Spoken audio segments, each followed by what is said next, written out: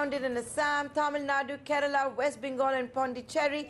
The Election Commission has announced the dates for the assembly elections in 4 of these states and the 1 union territory. The election season is certainly upon us. Is Mamata Banerjee going to lead the Trinamool Congress to yet another win in West Bengal? Can Tarun Gogoi hold his fort in Assam this time? Will Oommen Chandy be able to counter a rejuvenated left? Can Jayalalithaa emerge as the super queen in Tamil Nadu? These are the questions I'm going to discuss with N. Ram, the chairman of the Hindu Group, and Aditi Phadnis, the political editor of Business Standard. Thank you for joining us here on CNBC TV 18. So let's do ladies first. So Aditi, I'm going to come to you with that. Let's talk about Amma first. Is it a sure-shot victory for Jayalalithaa in Tamil Nadu? Well, you can never say so much ahead of an election whether it's a sure-shot victory or not, particularly in view of the fact that the alliance is tied up. But overall, I would say the balance of advantage is with her. The balance of advantage with her. And Ram, would you agree with Aditi Phadnis? Is it, you know, the advantage is with her, she is going to emerge as the victor? No, I don't agree, because the arithmetic of the opposing alliance, the DMK-led alliance, will be very strong, assuming that the DMDK led by the actor Vijaykanth joins them. That will be crucial, and if he does, I think the advantage will be with the DMK-led alliance, if that happens. And every indication is it will happen. There's hard bargaining on seats. I don't know what else, but certainly they would have a very good chance of getting a majority. And do you see the Congress and the DMK entering this assembly election together? Yes, that's already tied up. The DMK and the alliance between the DMK and the Congress has been tied up in Tamil Nadu already. That's a done deal. They're waiting for the DMDK of Vijaykanth to make up its mind. BJP is also wooing them, but I think the BJP is insignificant in Tamil Nadu when it comes to capturing power and so on, and maybe, so the BJP alliance, and there's no Modi wave in Tamil Nadu this time, it's very clear. So I think they're not seriously in the race, the BJP. Aditi Phadnis, you want to come in there? You're taking a very different view from N. Ram. He doesn't think that Jayalalithaa is going to emerge as the winner. So going by his math, do you think it is at all possible that Jayalalithaa is going to tie up with the BJP, or you think that she doesn't need to tie up with anyone? No, she is always in a best position if the entire opposition is kept divided. So, as Mr. Ram is saying, there has been an alliance between the Congress and the DMK. The Congress is in a very enfeebled situation. It's in a very bad state in Tamil Nadu. But there is a vote which the Congress has, which only the Congress will get. So maybe the alliance will bail the DMK out. But my visits to Tamil Nadu suggest that Jayalalithaa is still quite popular in rural areas. All the schemes that she's rolled out are working well, and barring the blip on account of the floods, really there's hardly a black mark against her. She's also keeping her distance from the BJP. She's not, I mean, it's an amicable relationship and all that, but on issues like GST and so on, the ADMK is actually actively fighting the BJP. Yeah. And now coming on this, you have the Chennai floods to counter, the disproportionate case to counter as far as the AIA-DMK goes. But like Aditi Phadnis was pointing out right now, you've seen, a whole host of schemes. For example, just last week, she went all around, launching hospitals, the Amma Master schemes for healthcare. Is that all not going to benefit her? I think the welfare schemes in Tamil Nadu are quite formidable. And both parties in government have contributed to it. And yes, there's some very good schemes there. There's no doubt about it. But usually in Tamil Nadu, power changes every 5 years. Whether you call it anti-incumbency or people want to give the other party a chance, we don't know quite what it is. But that happens. That's the trend. And given the very strong arithmetic, it's a very open election, no question about it. And there was a lot of uncertainty till there were indications that the DMDK was going to go with the DMK and Congress, which is why I say that arithmetically And also because of the trend, the long-term trend, one would assume that this alliance starts with a clear advantage. It's not, and of course the AIADMK is a formidable force. They will not tie up with BJP because the BJP is not going to bring them any kind of benefit in Tamil Nadu, and it will only be giving away votes. And also, I think the AIADMK may not want to get branded as the same things that the BJP. In fact, maybe the BJP will be more desperate to seal an alliance because it will also help them out in the Rajya Sabha when you look at the arithmetic in the Rajya Sabha. My final question on Tamil Nadu, Aditi, and I'm going to give this one to you because N. Ram talked about the Vijaykanth factor. He got 0 seats in the general election, but in the last state election, he did bag 29 of the 41 seats that he contested from. How big a factor is he going to play, and could it change for whichever party is able to seal a deal with? You know, I don't know whether Vijaykanth is really the hero that he is made out to be or he's not. I'm not clear about that at all. You don't know if he's a hero or a zero for this election? The thing is that the Prime Minister, if you recall, when Narendra Modi entered Lok Sabha, entered the Central Hall for the first time to address the newly elected Parliament, the remark that Mr. Modi made when he spotted Vijaykanth's wife, who is the dominant player in the party, the remark he made was, by God, kya gajab ka kaam kiya hai. So that would suggest that while Vijaykanth's work and his following is possibly acknowledged by the BJP and others, what he really brings to the table is frankly still an unknown entity. Okay. I mean, last election was a long time ago. Now there's another election. He has not been accommodated in the central government. He's kind of out of it all. And right now he's keeping the BJP waiting. He's not doing an alliance with them. He's not doing an alliance with anyone else either.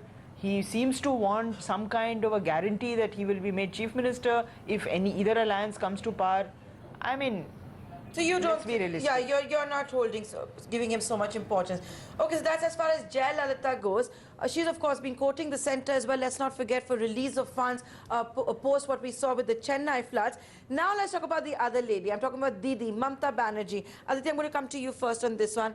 Is she again going to be the Chief Minister of West Bengal? Again, it's very difficult to say because even in West Bengal, there has been an alliance. We have seen in the last election, although it was a long time ago, a very high vote share, but not a corresponding number of seats for the left front. So, if there are no seats, the vote share is there, but it doesn't take you anywhere. This time, they've done a deal with the Congress, and there's going to be some kind of an agreement, understanding, call it what you will. It's somewhat bizarre that they're fighting each other in Kerala, but we'll have an electoral understanding in West Bengal.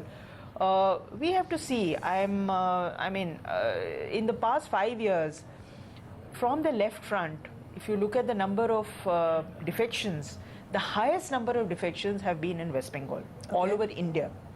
As many as 13 MLAs have elected to resign their seats and try and get re-elected from the side to which they've defected, rather than stay on with the left front. Now 13 MLAs crossing over, she didn't need them, but she encouraged them to cross over, and they did cross over. So numerically the number of Trinamool MLAs has gone up by 13. Now that should tell us something.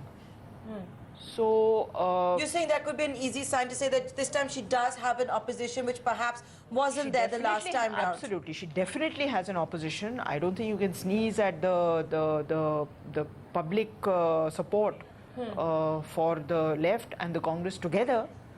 But whether that opposition it will be a replay of the previous election where it gets a high vote share but doesn't get a corresponding number of seats, we have to see.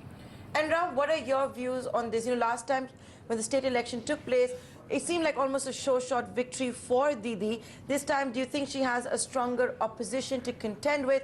And since then, she's also had to deal with other problems. For example, the entire, thing that's happened with the Shadra case, for example, whatever she promised to pick up as far as the exchequer of West Bengal goes, that also hasn't come through.